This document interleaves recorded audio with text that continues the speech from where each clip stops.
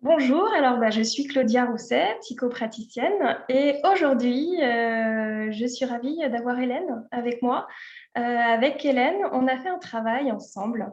Nous sommes allés visiter ton histoire et en utilisant l'outil de la psychogénéalogie qu'on appelle génogramme. Donc en fait, on a travaillé ensemble, on a bâti ensemble ton génogramme. Et donc aujourd'hui, j'aimerais savoir ton partage, enfin connaître ton partage sur cette expérience et les bénéfices que tu en as retirés. Donc, est-ce que tu peux d'abord te présenter et préciser qu'est-ce qui t'a motivé à faire ce travail? Donc bonjour à tous, je suis, Hélène Prigent, j'ai 36 ans, je suis maman de 3 enfants, 2 filles et un garçon. Je suis en couple et en fait, le fait de devenir maman a bouleversé, vraiment, la femme que je suis intérieurement et la naissance de ce troisième enfant, de mon troisième enfant, a révélé finalement quelques poids que j'avais vraiment la sensation de porter comme ça sur mes épaules. Et que je ne voulais pas transmettre à mes enfants et plus particulièrement à mes filles, puisque j'ai 2 filles et un garçon. Je le ressentais vraiment comme ça. C'était vraiment, important pour moi, en fait, d'aller visiter ce qui s'était passé, dans mes lignées et plus particulièrement sur les lignées de femmes. Donc c'est vraiment ressorti, corporel dans un premier temps Et tu ne savais et pas donc j'ai fait exactement ce que tu allais trouver, mais tu sentais qu'il y avait... je ne savais pas du tout ce que j'allais, y trouver. C'était vraiment je sentais que c'était dans cette direction, que je devais aller pour pouvoir avoir des réponses à mes questions et ne plus me sentir, freinée finalement, ne plus me sentir limitée et pour, me sentir plus légère parce que vraiment je me sentais, oppressée quelque part. Tu es venue me voir, on a pris Ouais. ces séances en fait pour élaborer le génogramme. Plusieurs séances, hein, ça prend du temps parce que quand même, Oui. ça demande, un investissement, et au Ça demande final un investissement, ouais, personnel et aussi, auprès de sa famille. Enfin, moi, j'ai été reposer quelques questions aussi, mmh, à mes parents puisqu'on parlait oui. aussi de mes grands-parents. Donc, j'ai trouvé ça extrêmement aussi intéressant de pouvoir finalement mettre des mots aussi sur une histoire qui ne m'avait pas forcément été contée. D'accord, ouais. Ce qu'il faut savoir aussi, par contre, c'est que pour démarrer le travail, il n'est vraiment pas nécessaire d'avoir toutes les informations sur sa lignée, sur ses ancêtres, et c'est même presque mieux de venir neutre et d'aller d'abord déposer qu'est-ce qui ressort de mon histoire, de ma famille, quelles sont les légendes aussi familiales, et d'aller les poser sur le papier. Ça, c'est la première étape. Et ensuite, Oui, effectivement, d'avoir le temps d'aller interroger ses parents, ses proches sur qu'est-ce qui s'est réellement passé et pourquoi si, et pourquoi je m'appelle comme ça, et pourquoi. Et donc c'est exactement. un processus. Et alors finalement, qu'est-ce que ça t'a apporté de mener ce travail sur ton génogramme?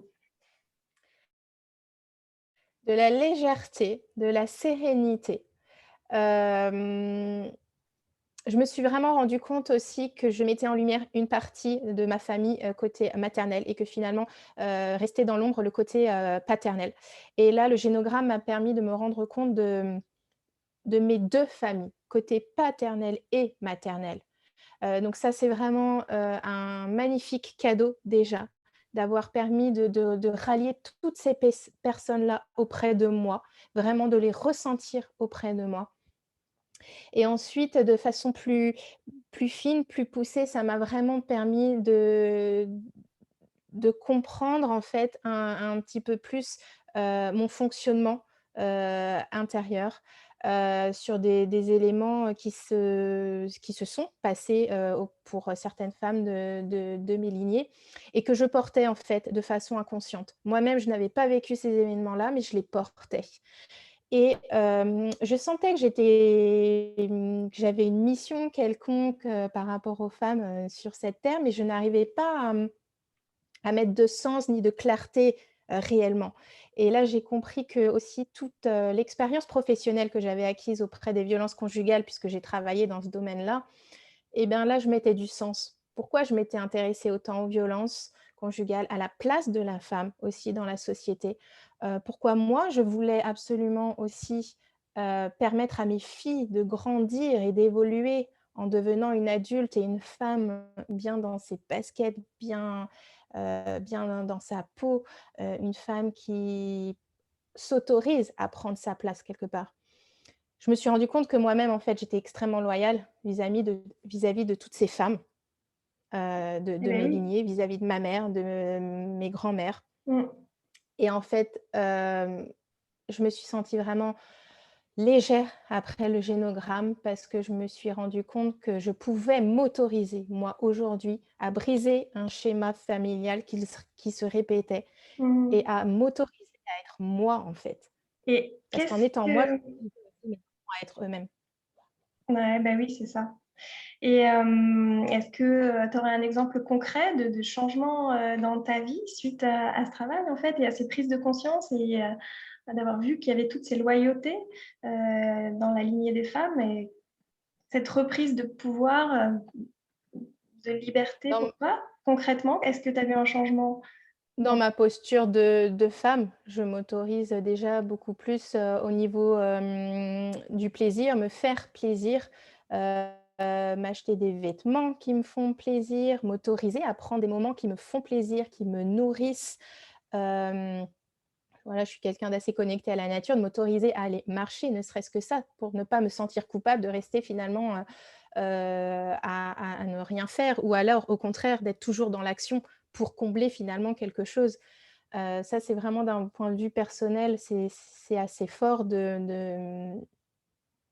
ouais, c'est cette, concentration intérieure sur moi finalement, mmh, de pouvoir ouais, donc finalement me permettre de me de révéler celle qui sommeille vraiment en moi c'est ça, d'une part, et là, d'un pour l'instant, c'est la femme en toi qui a été nourrie et que complètement, tu as pris soin qui et s'émancipe aussi finalement, qui s'est libérée de certaines chaînes, oui. et qui s'autorise aujourd'hui à voler de ses propres ailes et qui le fait sans culpabilité, qui le fait vraiment de façon légère.